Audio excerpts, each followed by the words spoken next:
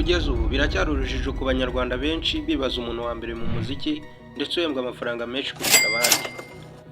Ese nawe ujya wibaza icyo kibazo? Ahubwo se waba ukeka nde? Uyu se cyangwa n'uyu cyangwa uyu? Muri iyi video nakwegeranyije abantu 10 ba mbere hano mu Rwanda bahembwa amafaranga menshi ndetse mu bitaramo ndetse mu muziki muri rusange. Niba ari ubwa mbere ugeze kuri iyi channel rero ndagushishikariza gukora subscribe ndetse ukagumaho kugira ngo ujye ukurikirana ibyegeranyo tugenda tubagezaho buri munsi. Giye kukwereka abantu 10 ba mbere hano mu Rwanda mu muziki ndetse bahembwa amafaranga menshi kurusha abandi muri iki gihugu cyacu cy'u Rwanda. Nkuko mubizi ariko turabara duhereye ku 10 paka ku muntu wa mbere.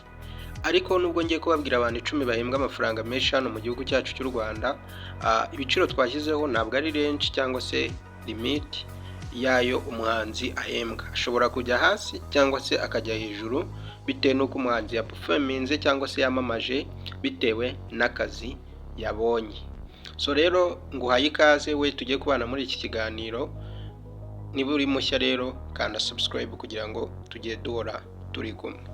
So rero twihuse cyane tudatinze mu magambo, ku mwanya wa 10 turasanga umuhanzi bita Chris Easy.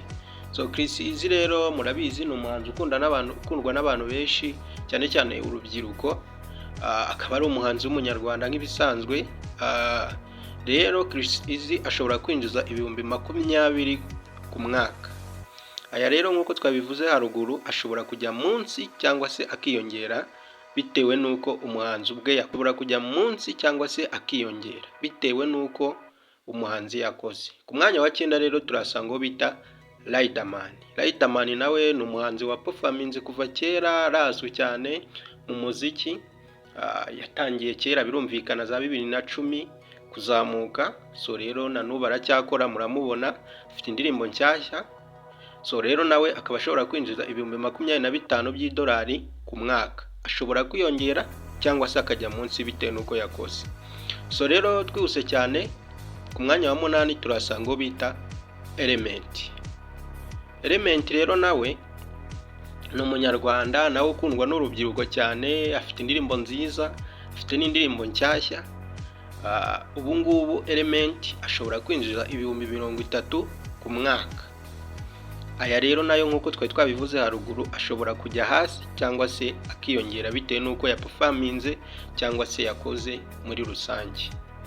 Ushobora gukora nabi akaba makeya. Ku mwanya wa 7 turasanga bita Ariel Ways. Ariel Ways nawe nubwo adaheruka gusohora indirimbo muri no minsi ariko nanone afite indirimbo nziza murazikunda, akaba ashobora kwinjiza ibihumbi 40 ku mwaka by'amadolari.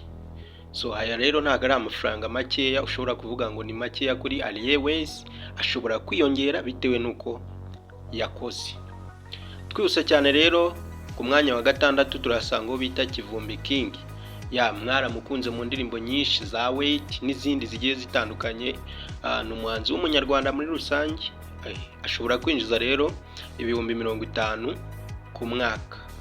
Aya rero ntabwo ari amafaranga makeya, ashobora kwiyongera bitewe nuko yakoze cyangwa se akaba yasubira hasi bitewe nuko umuhanzi agenda aperforminga muri rusange.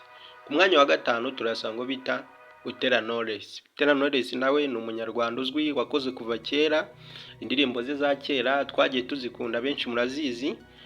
Akaba ashobora kwinjiza ibihumbi 50 by'idolari buri mwaka. So nawe rero ashobora kwiyongera bitewe nuko yakoze cyangwa se akajya hasi bitewe nuko yakoze. So rero nawe afite indirimbo nshyashya ndakeka. Twihuse cyane rero, ku mwanya wa 4 turasanga bita Platina P. Muramuzi nawe nubwo adaheruka gusohora indirimbo ariko indirimbo ze murazikunda, muramuzi nawe ni umusitari hano mu Rwanda uzwi cyane, akaba ashobora kwinjiza ibihumbi 52 by'amadolari buri mwaka. So nawe ashobora kujya hasi cyangwa se akazamuka bitewe nuko yakoze. Twihuse cyane rero, ku mwanya wa 3 turahasanga bita Ngabo Medal.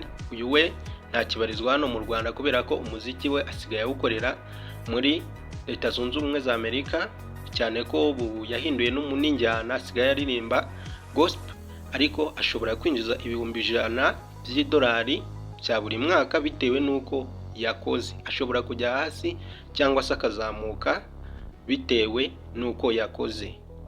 Twabivuze haruguru, ugendera ku giciro twashyizeho araba ari we wabishatse. Twose cyane rero ku mwanya wa kabiri turasanga bita The Ben. Abenshi bari bazi ko ari we uri buze ku mwanya wa mbere, ariko ari ku mwanya wa kabiri. The Ben rero nawe muramukunda, afite indirimbo nshyashya muri no minsi iri nayo guhitinga, akaba ashobora kwinjiza ibihumbi 150 by'amadolari bya buri mwaka. Nawe ashobora kujya hasi cyangwa se akiyongera bitewe n'uko yakoze.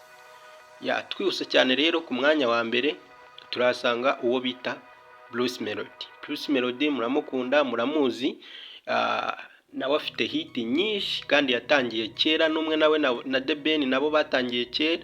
Akaba ashobora kwinjiza ibihumbi 200 bya buri mwaka by'idolari bitewe n'uko yakoze. Ashobora kujya hasi cyangwa se akajya hejuru bitewe n'uko umuhanzi yakoze. Rero Bruce Melody niwe uri ku mwanya wa mbere mu gihugu cyacu cy'u Rwanda. Nubwo Bruce Melody ari ku mwanya wa mbere, ariko bidashatse kuvuga ko adashobora kuvaho. Nkuko nari nabibabwiye rero haruguru, nari nababwiye ko umuntu ajya ku mwanya wa mbere bitewe n'uko yakoze, kandi gukora kwabo bituruka gukora ibitaramo byinshi, umuziki mwinshi, ndetse no kwamamaza ibikorwa by'ababaha akazi. Rero bidashatse kuvuga ko The Ben aramutse akoze cyane ataca kuri Bruce Melody. Rero niba wifuza ko hari undi muntu twakoraho ejo cyangwa se ubutaha, andika muri comment tubwire ati ukeneye ko dukora kuri uyu muntu. Niba kandi ufite igitekerezo, inyunganizi, ubundi bufasha bundi watugezaho, twandikire muri comment cyangwa se turasikamo nimero muri description ushobora kutubarizaho. Ikindi kibazo cyose wagira rwose hano ni karibu. Nshimira abantu twabanye muri iki kiganiro, mbashishikariza gukora subscribe kuri wowe utarayikora. Thank you so much kandi ndabakunda. Imana ibarinde.